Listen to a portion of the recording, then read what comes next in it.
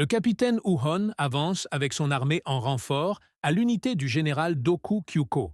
Doté d'un instinct aiguisé, demande à ses coéquipiers de renforcer les rangs devant leur commandant, le vieux. Intrigué, ce dernier interroge Kyuko sur la raison de cette soudaine inquiétude. Kyuko lui répond d'un air assuré qu'il a un mauvais pressentiment depuis un moment. Quelques secondes plus tard, comme il l'avait senti, il tombe dans une embuscade tendue par l'ennemi. Les soldats protecteurs du capitaine Uhon sont violemment attaqués et déchiquetés en un instant.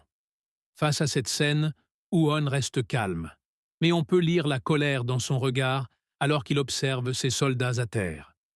Le général Banonji, auteur de l'attaque, se présente après avoir frappé l'unité. Fièrement, il lance avec arrogance « Yo, yo, yo! C'est donc vous, la fameuse unité de Gyokuhu ?» Le capitaine Uhon lui répond sans détour, le fixant droit dans les yeux « Ton nom n'aura aucun impact sur la bataille.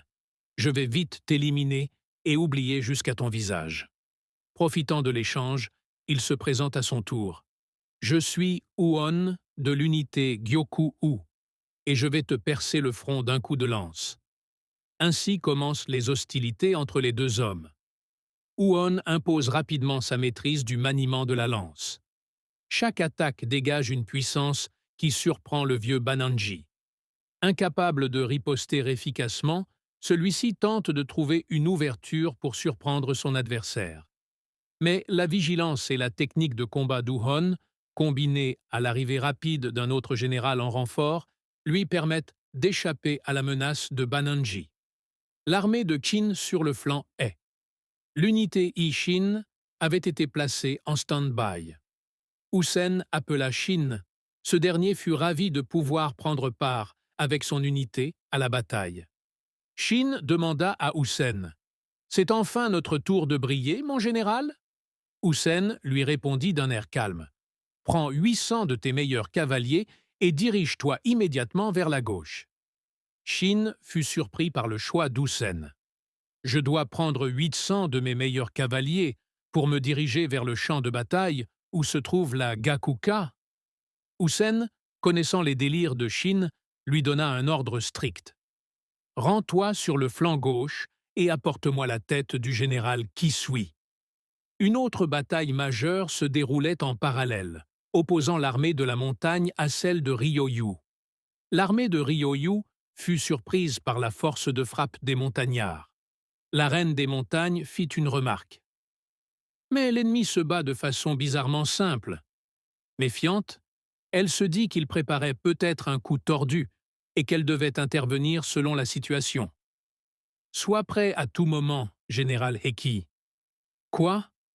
L'armée de Zhao recule? Toute l'armée battait en retraite. Les soldats montagnards étaient tourmentés par ce repli. Ce n'était pas normal.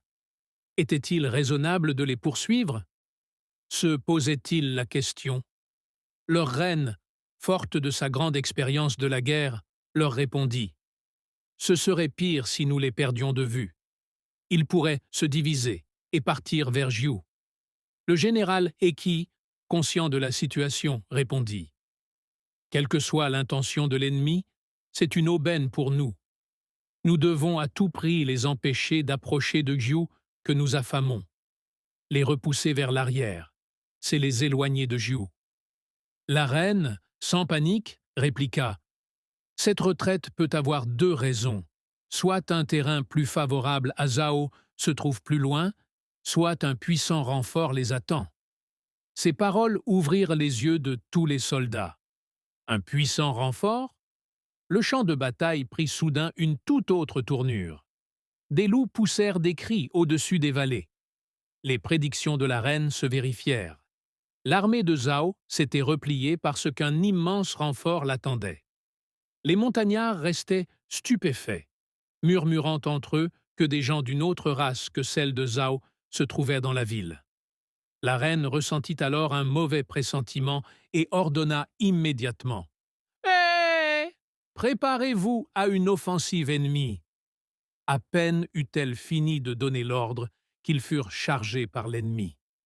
En quelques secondes, les montagnards furent déchiquetés par la puissance adverse.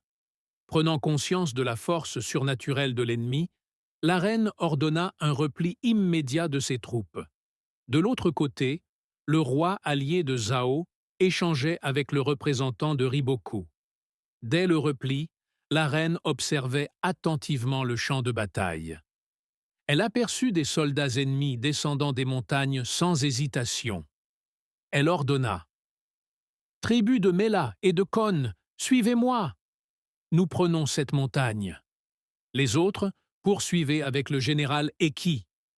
En un éclair, elle et ses soldats exterminèrent les ennemis descendant des montagnes. Une fois en haut, elle se positionna et prit la colline, une position clé. Les soldats de Zhao, pensant qu'elle était tombée dans le piège, furent immédiatement réprimandés. « Non! S'ils prennent cette colline, ils vont nous le faire regretter. » L'armée ennemie vit alors pleuvoir une pluie de flèches sur elle. Ainsi, la bataille retrouva un équilibre entre les deux camps.